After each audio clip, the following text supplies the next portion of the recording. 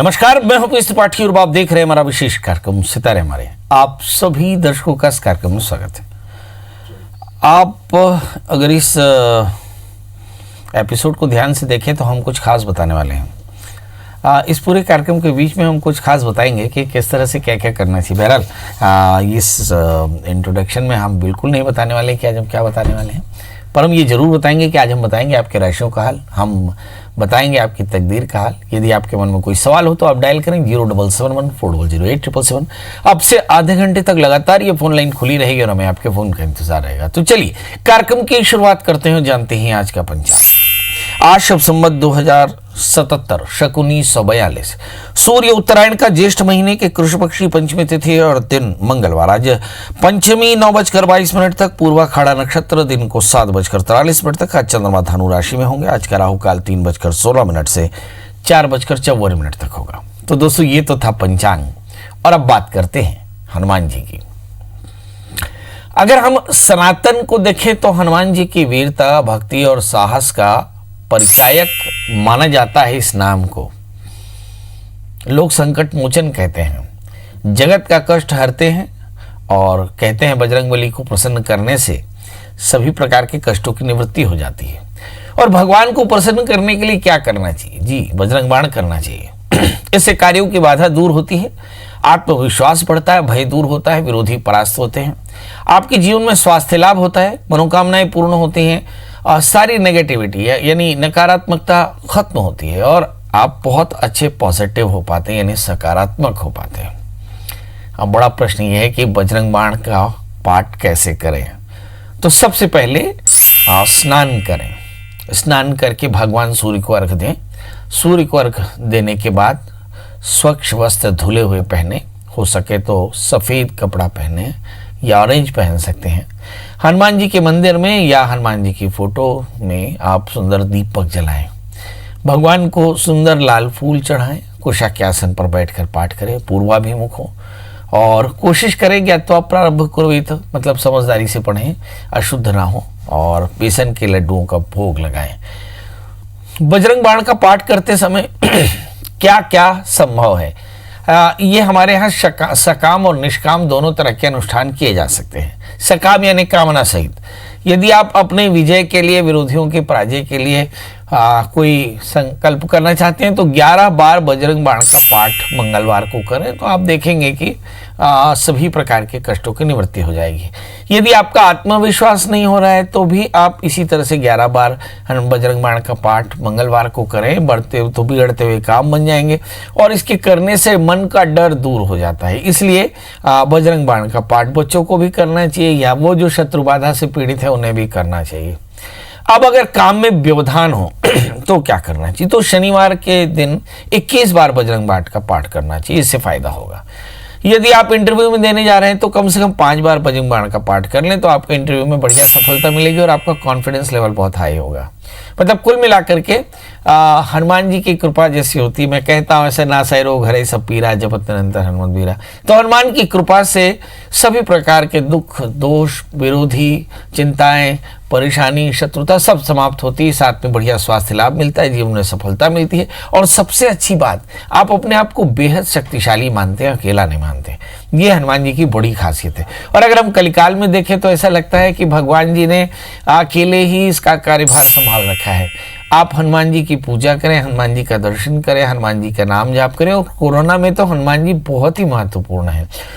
जिस समय आप मंदिर नहीं जा सकते, जिस समय आप पूजा करने नहीं जा सकते, अपने ही घर में बैठ करके स्नान करके केवल ध्यान में भगवान का मानसिक पूजन करके भी हनुमान चालीसा या बजरंग बाण का पाठ कर लें तो आपकी परेशानियां दूर हो जाएंगी। इस कोरोना महामारी में लोगों के अंदर भय है, इस भय की मुक्ति दिलाने के लिए हनुमान जी की उपासना बहुत अच्छी है, और उसमें भी बजरंग बाण सबसे ज्यादा फायदेमंद है। चलिए, तो कोरोना और हनुमान जी का संपर्क हमने बता दिया कि इस कोरोना में हनुमान जी कैसे आप पर कृपा कर सकते हैं। चलिए राशियों का सफर शुरू करते हैं और जानते हैं 12 राशियों का हाल। तो चलिए शुरू करते हैं मेष और इस राशि वाले जातकों के लिए। देखते हैं कि आज का दिन क्यों है खास। जी, मेष राशि वाले जातकों के लिए देखते हैं कि समय ग्रहों की स्थितियां देखिए।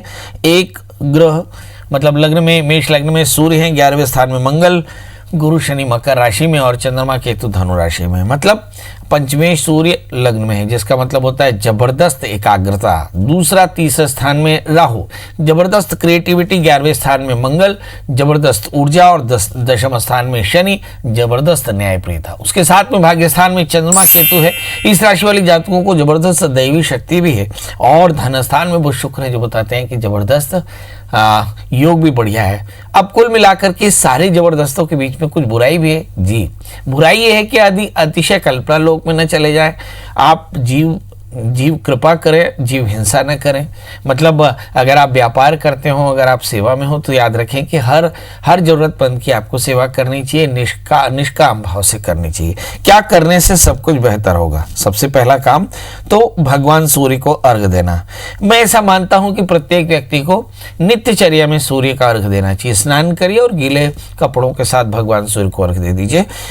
और थोड़ा सा गुड़ का दान कर दीजिए, आदित्य हृदय स्तोत्र का पाठ कर दीजिए, तो बढ़िया होगा। बात कर लेते हैं दोस्तों वृषभ राशि की। इस राशि वाले जातकों के लिए लिखा है कि बॉसेस खुश होंगे, सबऑर्डिनेट्स आपको बहुत कोऑपरेट करेंगे, घर में भी बड़ी खुशी होगी, व्यस्तता रहेगी। क्या करना चाहिए? चंद्रमा के मंत्र का जप करना चाहिए और चावल का दान करना चाहिए। हो सके तो श्री सूक्त का पाठ करना चाहिए, फायदा होगा। अब बात कर लेते हैं दोस्तों मिथुन राशि की। इस राशि में देखते हैं कि आप घर में किसी के स्वास्थ्य को लेकर के चिंतित हो सकते हैं। आप कहेंगे पंडित जी बड़ा मतलब उड़ता हुआ तीर आप ले आते हैं, ऐसा कैसे पता चलेगा घर में किसी का स्वास्थ्य ठीक नहीं है? लग्न में राहु के कारण, राहु ददाति रोगम, स्वास्थ्य रोगों की चिंता होती है, मन अशांत होता है और कुछ अज्ञात चिंताओं से पीड़ित रहता है, ये मतलब हुआ। चलिए, तो मुझे ऐसा लगता है कि स्वास्थ्य यानी बड़ों के, बुजुर्गों के, बच्चों के स्वास्थ्य को लेकर थोड़े परेशान हो सकते हैं, खर्च थोड़ा सा ज्यादा होगा। करना क्या चाहिए? आमतौर पे जैसा हम देखते हैं कि लग्न में राहु तो सामाजिक सरोकारों के काम ज्यादा होते हैं, मगर आपके साथ अच्छी बात है कि तृतीय 11वें स्थान में है, आय की स्थिति बढ़िया रहेगी, आत्मविश्वास भी काफी अच्छा रहेगा। एक छोटी सी बात है कि बुध और शुक्र 12वें स्थान में है, सेहत का एकदम ध्यान रखना पड़ेगा। क्या करना चाहिए?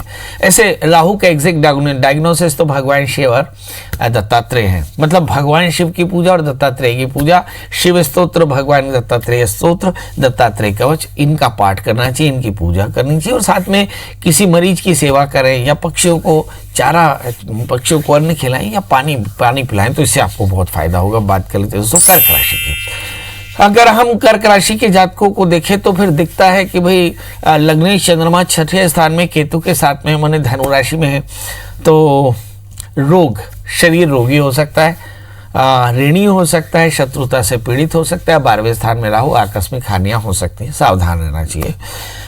इस राशि वाले जातकों के लिए एक और भी अच्छी बात रही कि रूटीन से बाहर मत रहिए, मतलब आप रूटीन में रहिए, अपने आप को डिसिप्लिन रखिए, क्योंकि बहुत जल्दी अब लॉकडाउन खत्म होने का समय आ रहा है और अब वापस धीरे धीरे पटरी पे आपकी जिंदगी लौट रही है। मेरे ख्याल है पूरे हिंदुस्तान की नहीं, सारी दुनिया की पटरी लौट रही है। और एक बात और भी है कि हम कोरोना फियर से बाहर आ चुके हैं। अब ऐसा बहुत ज्यादा डर नहीं है कि कोरोना से क्या होगा, क्योंकि हमने इसके साथ जीना सीख लिया है। बहरहाल अपने काम में विलंब न करें और लोगों के साथ एक कंसेंट यानी समझदारी बना के चलें, यही एक समझदारी का काम है। क्या करना चाहिए? तो बड़ों की बात माने, नंबर 1। दूसरा, गुरु मंत्र का जप करें, ओम ब्रह्म बृहस्पतये नमः। इसके अलावा थोड़ा सा नारियल और फल या आप दान कर सके तो काफी अच्छा। बात कर लेते हैं तो सिंह राशि की। इस राशि में लिखा है कि बड़ी शॉपिंग हो सकती है, मतलब शॉपिंग क्या, खाने पीने का सामान, ब्ला ब्ला ब्ला। कुछ लोगों को घर वापसी के लिए यात्राएं करनी पड़ सकती हैं, पर आप मतलब बाहर अगर हों तो एकदम साफ सुथरा खाना खाएं या फिर सूखा सामान जो हमारे यहाँ पे सत्तू वगैरह लेते थे वो लेकर के चलें, क्योंकि इन दिनों में बाहर का खाना कितना साफ होगा ये देखने की चीज होगी। क्या करना चाहिए? हनुमान जी का दर्शन करें, हनुमान चालीसा का पाठ करें और थोड़े से गुड़ का दान कर दें, तो आज का दिन आपके लिए बेहतर होगा। बात कर लेते दोस्तों कन्या राशि की। ये भाई मेरी राशि है और इस राशि में मैं अच्छे से विस्तार से सबको बताता हूं, क्योंकि मुझे ऐसा लगता है कि इस राशि का फलित मुझे भी जान लेना चाहिए। चलिए, तो चौथे स्थान में चंद्रमा केतु, परिवार की चिंता।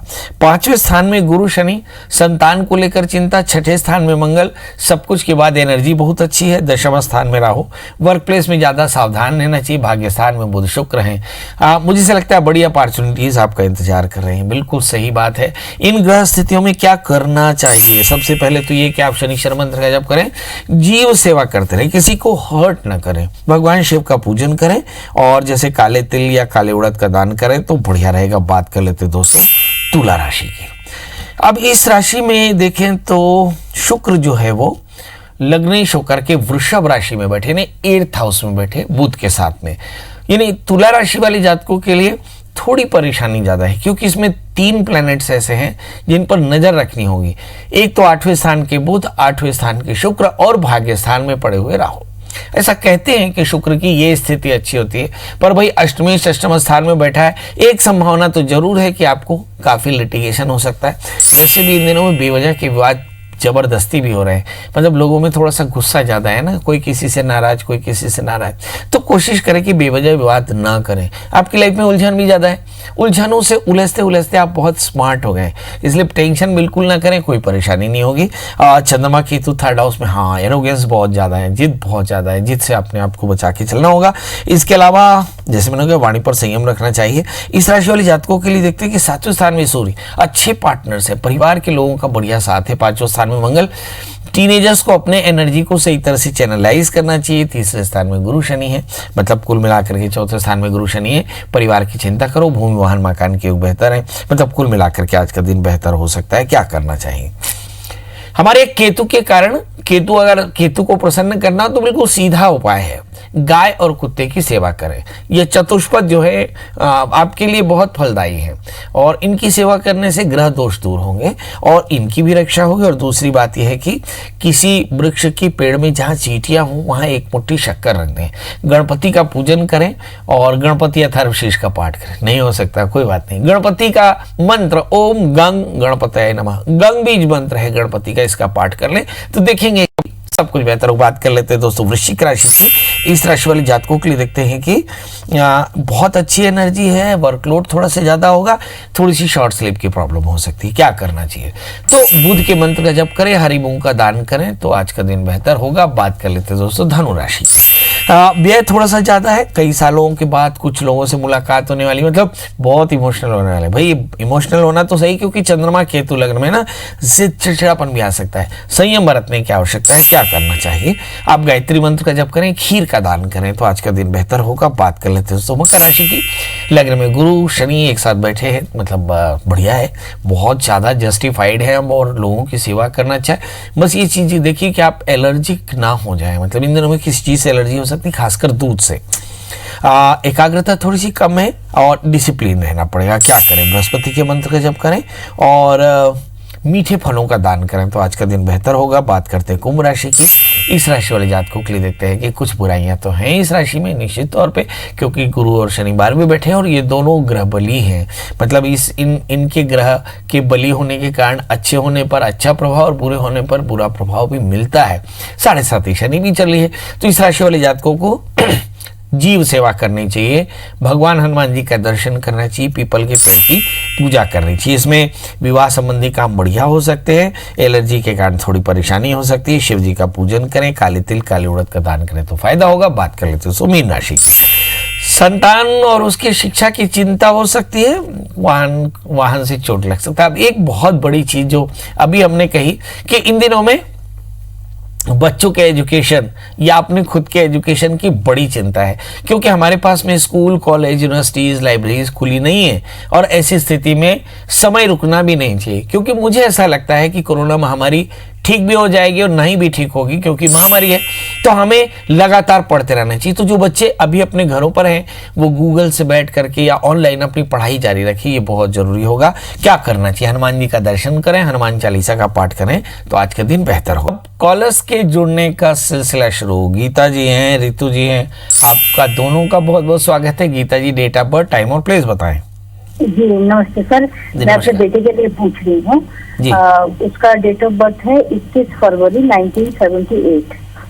बहुत सुंदर, 21 फरवरी 1978। और समय बता दें।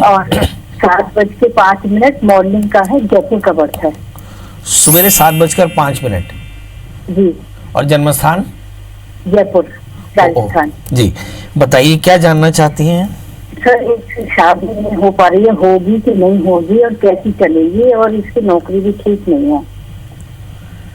शादी में प्रॉब्लम, इसको कोई लड़की वड़की पसंद थी क्या? हाँ, चलिए। हाँ, इस बच्चे का जन्मलग्न कुंभ है, इसकी राशि कर्क है। आप बढ़िया कपड़ा उपड़ा सिलवा लीजिए, मुझे ऐसे लगता है कि 20 नवंबर के पहले पहले इस बच्चे की शादी हो जाएगी। करना क्या चाहिए? 7वें स्थान में शनि है। शादी में थोड़ी सी परेशानी इस तरह से आती है क्योंकि बच्चा थोड़ा सा चूजी है, तो कंसीडर करना पड़ेगा, उसकी चॉइस के साथ कंसीडर करना पड़ेगा। शायद यही परेशानी है कि बच्चे और पेरेंट्स के चॉइस में थोड़ा सा डिफरेंस है। शादी से पहले अर्क विवाह कराएं, खासकर शनिवार के दिन नांदी मुख शादी के साथ में, और मुझे लगता है 20 नवंबर के पहले इसकी शादी हो जाएगी। दूसरा प्रश्न, इसका करियर कैसा है? इस वक्त जो मैं ग्रह दशाएं देख पा रहा हूँ, मुझे ऐसा लगता है कि निश्चित तौर पे शनि की अंतर्दशाएं खत्म हुई, बुध की अंतर्दशा। अगर ये कोरोना पेंडेमिक नहीं होता तो इस बच्चे का बहुत अच्छा समय होता, पर कोरोना पेंडेमिक के बाद थोड़ा सा, यानी 6 महीने के बाद इसका करियर बहुत शानदार हो जाएगा। वैसे इन दिनों में ज़्यादातर सभी के बिजनेस और करियर में परेशानी है। हमारे साथ अगले कॉलर हैं रितु जी। रितु जी, आपका बहुत बहुत स्वागत है। बताइए क्या जानना चाहती हैं? रितु जी, मेरी आवाज आ रही है? हाँ जी, आ रही है। हाँ, बताइए डेट ऑफ बर्थ। मैं अपने पुत्र के बारे में, वो 12th में है। हाँ, तारीख बताइए। 19 मई 2003। 19 मई 2003। हाँ जी। समय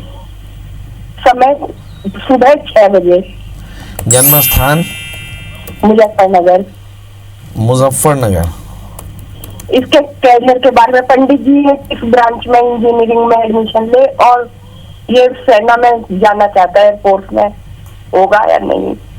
चलिए, दो बड़ी बातें, इंजीनियरिंग में जाना है और साथ में मिलिट्री में जाना है, यानी दोनों ही चीज़ें पूरी होनी चाहिए। तभी हो सकता है जब बच्चा एनडीए से सेलेक्ट हो। देखते हैं कि क्या एनडीए से सेलेक्ट होगा। भाई, इस बच्चे का भाग्य स्थान में मंगल है, इस बच्चे का लग्न वृषभ है, राशि इसकी धनु है, और इस वक्त ग्रहों की स्थितियां इसके लिए बहुत अनुकूल हैं। एक चीज़ बहुत अच्छी नहीं है, इस बच्चे का मैथ्स और फिजिक्स थोड़ा सा वीक है। इसको खासकर फिजिक्स पे थोड़ा ज़्यादा ध्यान देना चाहिए। एक नंबर 3, इस वक्त जो दशाएं चल रही हैं बहुत अच्छी चल रही है, मतलब इस बच्चे का कंसंट्रेशन लेवल अपनी ज़िंदगी का सबसे बेहतरीन कंसंट्रेशन लेवल है, तो मेरी तरफ से आप उसे बधाई दीजिए। मगर कुछ सावधानी जरूर है। लग्न में राहु है तो एलईडी स्क्रीन से और रात से इसको बच के चलना चाहिए, और बाल बिल्कुल नहीं बढ़ाना चाहिए। अगर 3 काम करे तो निश्चित तौर पे ये अपनी दोनों ही इच्छाएं पूरी कर सकता है। हमारे साथ अगले कॉलर घनश्याम जी। घनश्याम जी, आपका बहुत बहुत स्वागत है। बताइए क्या जानना चाहते हैं?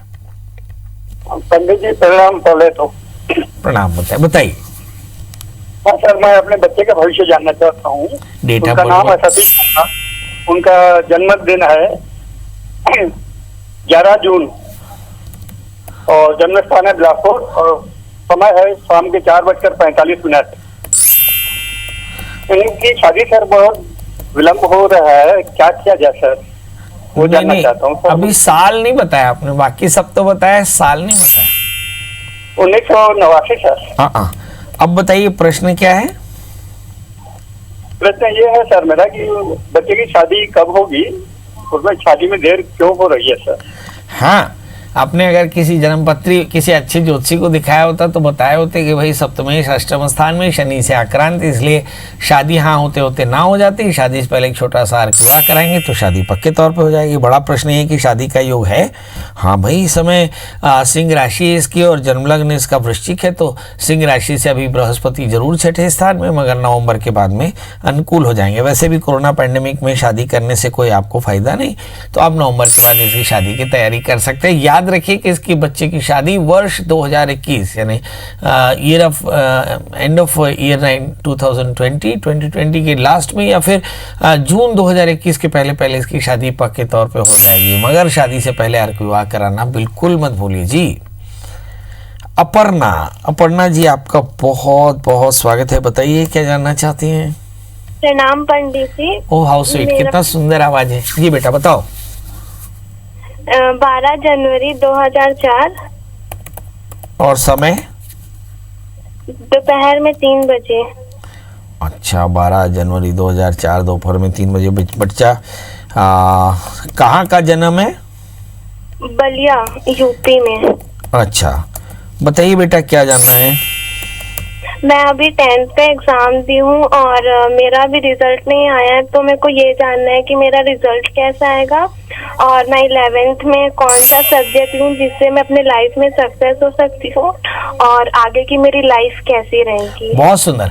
आपका जन्म लग्न वृषभ है, आपकी राशि सिंह है, आपके 11वें स्थान में मंगल और दूसरे स्थान में शनि है। मुझे ऐसा लगता है कि एक सब्जेक्ट आपके लिए काफ़ी अच्छा हो सकता है, उस सब्जेक्ट का नाम है मैथ्स। हालांकि बीते 3 सालों में बहुत अच्छा मैथ्स नहीं रहा, पर मैथ्स लेना अच्छा होगा। मैकेनिकल, इलेक्ट्रिकल, इस तरह की इंजीनियरिंग करना आपके लिए फायदेमंद होगा। समय आपके लिए अनुकूल है बेटा, प्रयास करना चाहिए जी। तो अब विदा लेने का समय। अब जाते जाते वही एक बात कि कोरोना महामारी में आपका स्वस्थ रहना, खुश रहना, देश का चलते रहना, व्यापार का चलते रहना और रूटीन में सब कुछ सावधानी से करना ये आपकी ज़रूरी भी है। तो अपना ध्यान रखें। कल हम फिर मिलेंगे किसी नए विषय के साथ। तब तक मुझे दीजिए इजाज़त। नमस्कार।